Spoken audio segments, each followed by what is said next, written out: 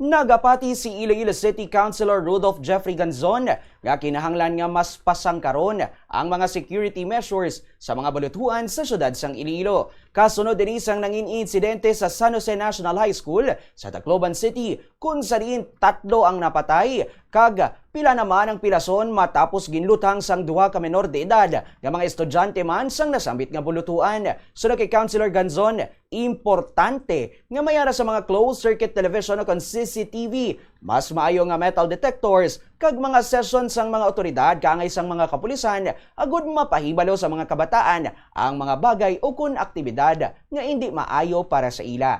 Pahayag man niya nga tagan man dapat sang atensyon ng mga mental health programs agud maibaluan man ang estado sang mental health sang mga estudyante. Ilabi na kun mayara sa mga ini o kun may ara ang mga ini sang ginapangatubang nga mga problema sa sulod sang ila panimalay. Kailangan kita i-improve kag ang katagan priority safety protocols sa mga metal detector. Kailangan gid i-strengthen to anticipate.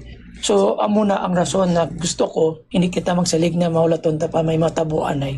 Kailangan gid na, kiba mo, when you ask about safety protocols sa eskwelahan, wala man nagakakulang ang mga maestra naton, kag mga principals. However, may mga delay or may mga kulang guro, like CCTV, ang aton metal detectors, ang intervention sang police, hindi enough na tawagan mo lang sila kung may matabo.